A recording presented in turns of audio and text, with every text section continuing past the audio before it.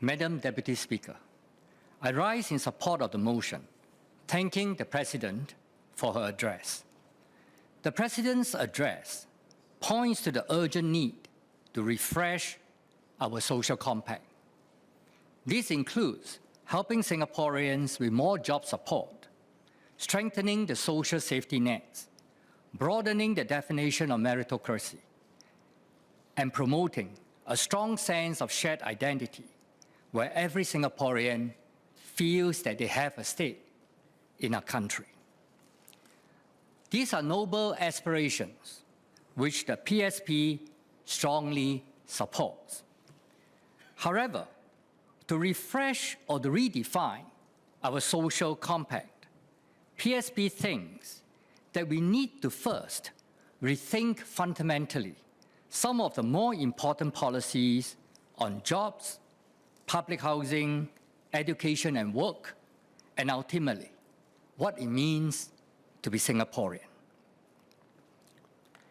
PSP has vigorously debated the government on some of these issues, especially jobs and public housing, in the past 3 years. Hazel Phua and I have demonstrated what PSP, as a responsible opposition party, will do to allow the voices of Singaporeans be heard. Among many other actions, we have asked more than 300 parliamentary questions, tabled 2 full motions on jobs and public housing, and 3 adjournment motions questioning vaccination differentiated measures, public expenditures on the Sports Hub and SPH Media Trust, and the SIRS at Ang Mo Kio Avenue 3. We have proposed serious alternative policies, as a responsible opposition party does. But regrettably, the government does not generally seem to be prepared to consider our proposals seriously. The DPM's message yesterday confirms that one more time. Based on our debates with the ministers, we believe that the policy changes advanced by the government are inadequate to address the problems on hand. For example, the job security of Singaporeans and the surging HDB prices. Notwithstanding that, PSP is committed to work with the government and all political parties as one Singapore team to empower our people, renew our social compact, and secure a brighter future for ourselves and our children. From my very first speech as NCMP in this Parliament, I have raised the concerns of Singaporeans who believe that the current socio-economic policies are not working for them. Many Singaporeans are very concerned that the benefits of job growth and economic growth are mainly accruing to the foreign workforce in Singapore, rather than Singaporean workers, even though our workers are well-educated, well-skilled, and hardworking. We raised the widespread anxiety experienced by Singaporeans regarding their jobs and livelihoods during the debate on our foreign talent policy in September 2021. Regrettably, during that debate, instead of answering our questions directly and allow the debate to focus on the more substantial issues, the government tried to paint the PSP as a xenophobic, nativist, and even racist political party. We categorically reject such allegations. The PSP has always maintained that for Singapore to achieve greater economic success, we will always need the right foreign talent to complement our Singaporean core. we welcome the right foreign talent. However, when the quality, number, and concentration of work pass holders affect the job security of Singaporeans, we must speak out. Singapore is a global city-state. Unlike the Americans in New York or the Chinese in Shanghai, our countrymen have nowhere else to go if they cannot afford the cost of living or are displaced from their PMET jobs. There is no hinterland for these Singaporeans to retreat to. They will have to leave Singapore and go to another country. We must treasure our citizens and cannot let this happen. That is why over the last 3 years, I have continued to ask so many questions and focused on so many of my speeches on our foreign manpower policy, the wage and employment situation of Singaporeans, and workplace discrimination. Some of the specific policies that we have proposed in the last session of this Parliament include an EP levy of $1,200 per month, increasing the qualifying salaries for EPs and SPs in stages over 3 years to $10,000 and $4,500 respectively, and to implement diversity quotas that limit the total percent of a company's workforce from any given nationality. These are rational and constructive policy alternatives to level the playing field for our Singaporeans. They are not meant to close our doors to foreign talents or targeting any nationality or race. We have merely sought to advance the interest of our Singaporean workers and to give voice to their persistent anxieties and concerns over our immigration policy and their livelihoods.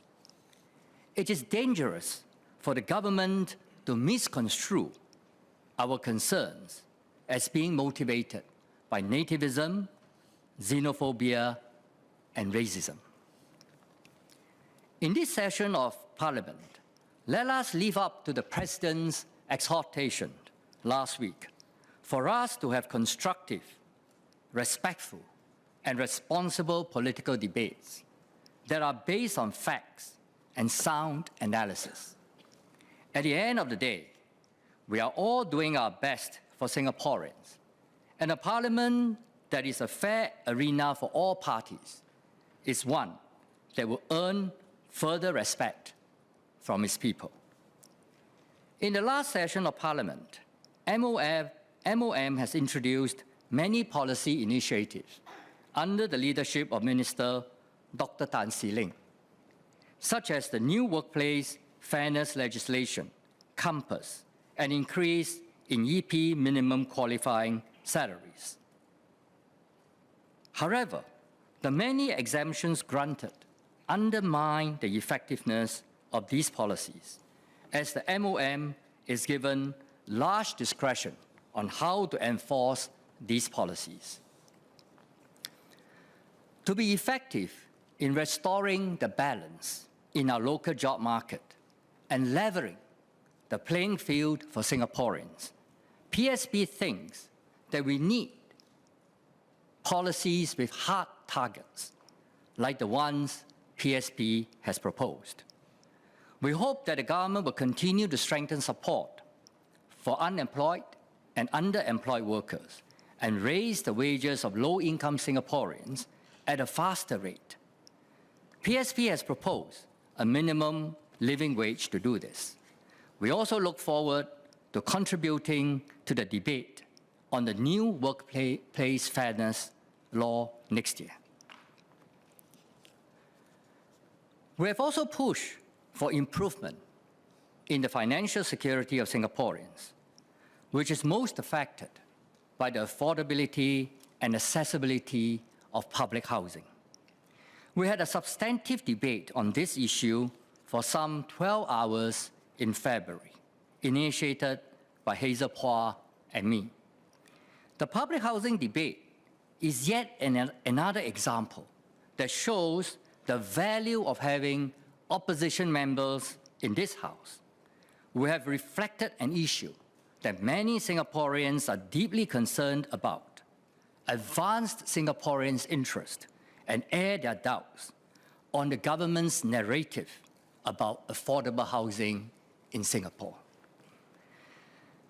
Despite our very limited resources, the PSP has put up 2 key policy proposals to reset our housing policy: the Affordable Home Scheme and the Millennial Apartment Scheme. We have researched and thought through these policies before raising them in this House. They are rational alternatives that we believe will better achieve our desired outcomes of affordable housing and family formation, while delinking retirement adequacy from housing prices.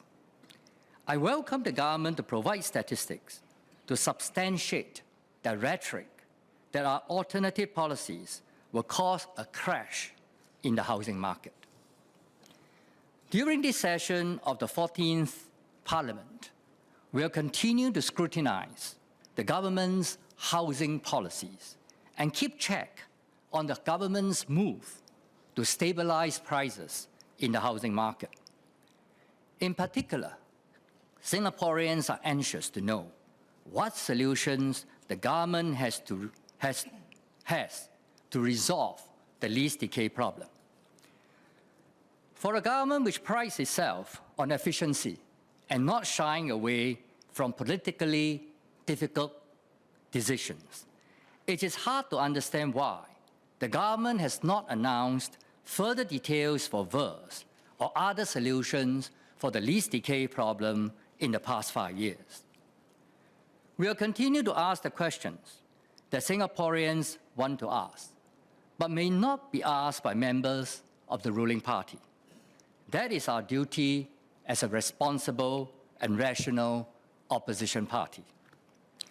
We will also continue to put up alternative housing policies that we believe will be in the interest of all Singaporeans. As always, we expect these policies will be robustly challenged by the government. But we hope that these policies will not simply be brushed off as raiding the reserves or crashing the housing market. Just because they do not fit into the government's framework for the reserves or finances, or challenge the government's sacred cow policies like home ownership. I hope that the government can refrain from such posturing so that we can have a more productive debate in this House. Like I mentioned earlier, a fair arena for one and all. During her address in 2020, the President said that as masters of our own land, Singaporeans must have confidence in the rights and privileges of citizenship. Last week, the President spoke about deepening Singaporeans' sense of shared identity. These 2 issues are interlinked. All Singaporeans should identify with the notion that we are masters of our own land, and our shared identity should be grounded in the rights and privileges of citizenship. PSP welcomes foreigners to complement the Singaporean core, but first and foremost, PSP will do all it can to protect the position of Singaporeans as masters of our own land. PSP understands and empathizes with many Singaporeans who feel like they are second-class citizens in Singapore today. Life is tough for many. Singaporeans feel like they are draining their resources just to stay afloat, instead of being empowered to swim towards a better life. Naturally, they feel resentment when they see an influx of wealthy new immigrants, setting up family offices, and driving up property and COE prices. During my walkabouts, many Singaporeans have expressed to me that they are aggrieved that many naturalized Singapore citizens who arrived in Singapore comparatively recently enjoy most of the benefits of citizenship and can gain from the resources that past generations of Singaporeans have accumulated without having to serve national service or even volunteer service in the SAF Volunteer Corps. 18-year-old Singaporeans make immense contribution to us, being masters of our own land by serving national service. To recognize this, the PSP has supported lowering the voting age to 18 since our party was founded. And I repeat this call today. This is also the stance of the Workers' Party, and Ms. Silva Lim has just reiterated that in her speech today. In addition, we must do more to prioritize Singaporeans and redistribute economic gains so that these perceptions can be corrected and we can empower those Singaporeans who feel like second-class citizens today.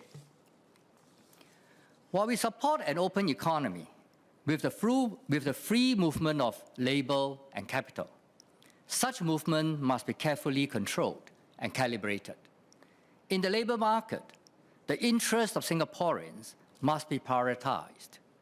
In the housing market, we must ensure that public housing remains affordable and accessible, and that rising land prices due to an influx of wealthy foreigners who are allowed to purchase private property do not cascade down into the HDB resale market. PSP will continue to fight for all these during this term of Parliament.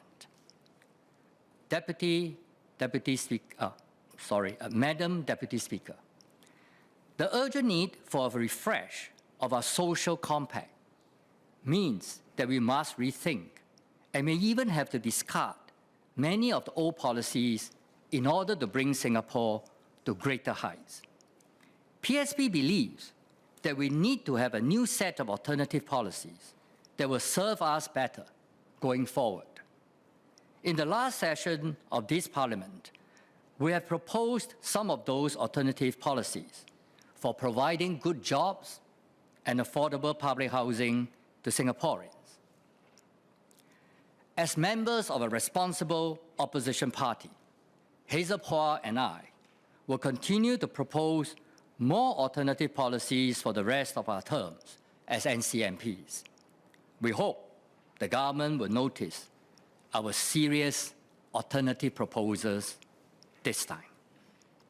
Singaporeans deserve better, for country, for people. Thank you.